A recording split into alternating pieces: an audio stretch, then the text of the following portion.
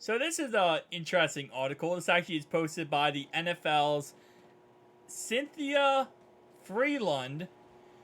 She is a NFL network analytics expert. Yeah. So pretty much how this works is they go through this whole entire through here. Analytics expert Cynthia Freeland took data from the last 10 NFL campaigns to create historic references for personal schemes and matchups, identifying factors that are proven to lead to wins or losses. She vetted the correlations with a bunch of real football people, etc., coaches, and her math checked out by real math people.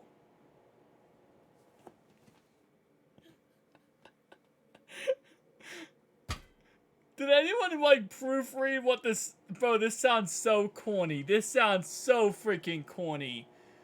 Oh my god. Okay.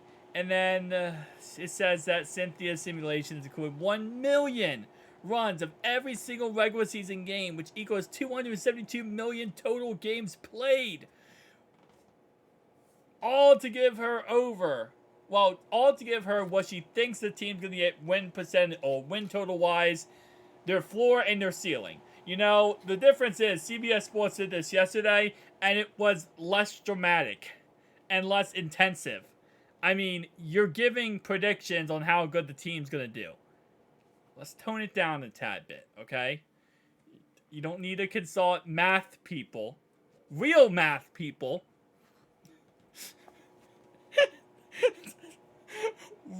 What's a real math person? I get it saying right here, but like that I don't consider that person, wow, you're a real math person, because that's clearly what you are, because you know math. Like so I got my bachelor's degree in college. In order to get my bachelor's degree in computer science, I had to take 8 math classes.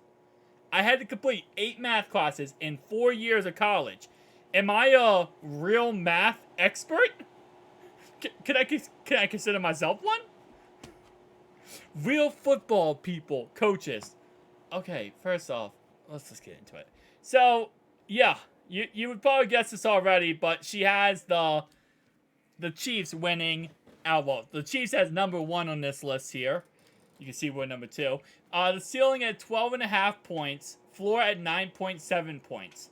FanDuel over-under is obviously 11.5. Now, I'll be honest with you. 12.5 projected AFC West champions. Okay, that makes sense. But I don't understand. Like, don't get me wrong. I don't think the Chiefs are that good of a team, right? Personally speaking. I'm joking, Chiefs fans. Calm down. But on a real note, though, like, I never want to give them anything like positive or be positive toward the team because their team is annoying. But like, I think they're going to get over 11 wins. I mean, especially 11.5 wins. So her projections has them at 11.3 wins. Okay, so that's just projections. A million projections. 272 million projections. But a ceiling of 12.5 is kind of ridiculous. So I'm guessing that's what she's giving, like, her prediction there. If I'm giving a prediction for the Chiefs, and this is coming from a Bengals fan, I would say 16-1 is like the best prediction I could give them. I mean, other than losing in Burrowhead in Week 17, there's nothing else I could see them winning every other game of the season. You know, so I don't want to. Okay, that's interesting. The Chiefs return to the Super Bowl with in 75.1% of my models. Think of 65% as signifying an extremely strong chance. It's just another indicator that Patrick Mahomes and CO company are on an elite level. I should add this projection presumes Chris Jones does return to the team in a timely fashion. Well, he's not returning to the team until week 8. He's already made that very clear. So, I guess this would even hint that this projection here would be worse because Chris Jones is not going to return to the team in a timely fashion, as she said. So, I guess maybe the ceiling then is 12 wins because he's going to be out for like 8 games. And I guess the floor would be maybe 9 games. I don't know. This is weird. What does she have for us? 10.9 wins. Okay. Floor 8.8 wins. Ceiling 11.9.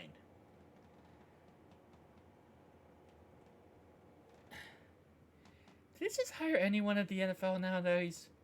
Is this even logical? Okay. They have us winning the AFC North. Okay. Losing not just one, but two upper tier safeties in the offseason is never an easy thing to do for a defense to overcome.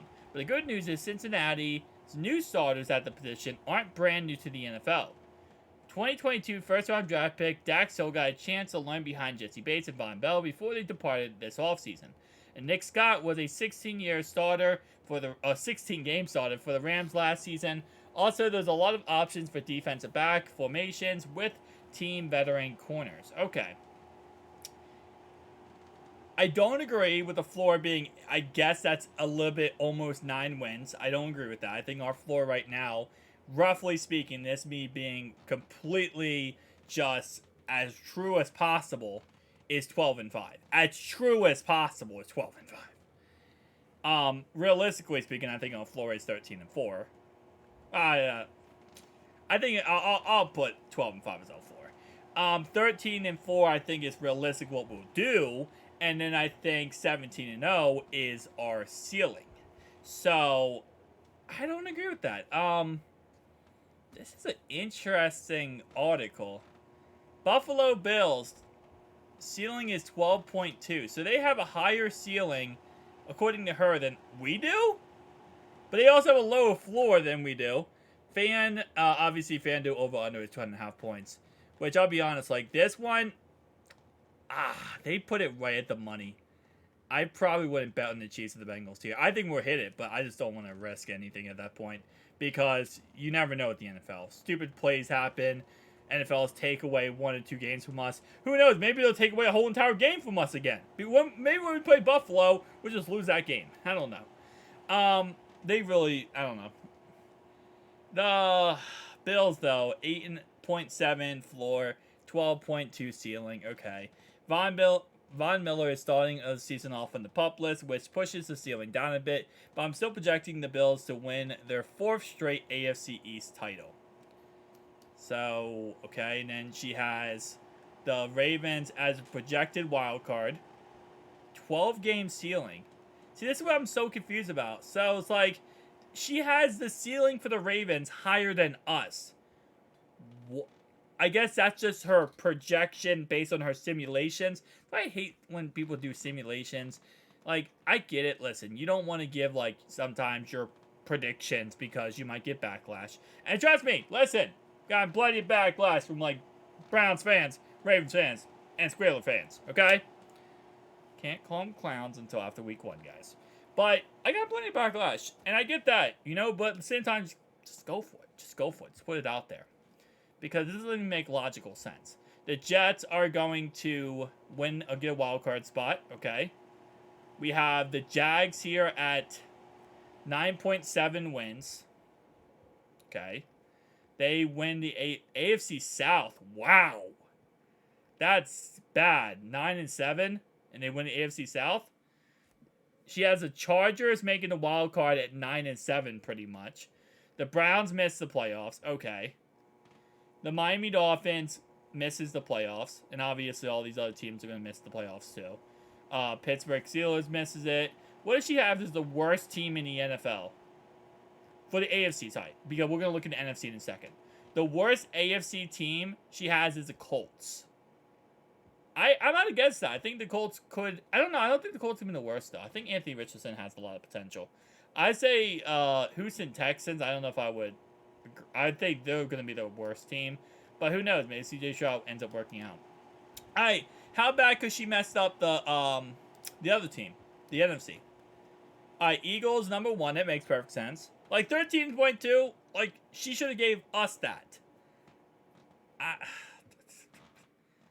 What is... Wait. Jalen Hurts is my quarterback 3 in fantasy football. Okay. 49ers, 10.9 points. Okay, Seattle Seahawks, 10.6. Okay, so let me just double check this. She has them making the wild card. Okay, Vikings win the NFC North. I have no problem with that. Giants projected wild card. Okay. Falcons win the South. I'm not against that. I think they could. The Cowboys missed the playoffs? Bro.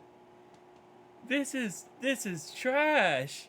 Listen, I am not a Cowboys fan. I'm like the anti-Cowboys fan. But even that, I don't think they're going to miss the playoffs. Hold up, did she even have enough playoff teams on here? Wait, hang on. So, 1 seed, right. 2 seed, okay. 3 seed, right. 4th seed is that. Okay. 5th seed would be that. 6th seed is the Lions. Okay, I think I skip past the Lions. 6th seed and then 7th seed is the Giants. Okay. And then, yeah. I mean, listen. For what NFL usually posts and put out there, the worst team in the football, by the way, she has as the Cardinals. For what they usually put out there, it was way over dramatized. It wasn't as good as they tried to make this out to be. In all honesty, I think it was kind of trash. But it is what it is. CBS Sports, I think, did a little bit better of a job. They had our floor at 11. I think 11. No, 11 and 6. The floor they had us at. So I think that's more realistic than whatever the heck she put out here. But thank you guys for watching. I'll see you guys in the next one. Peace.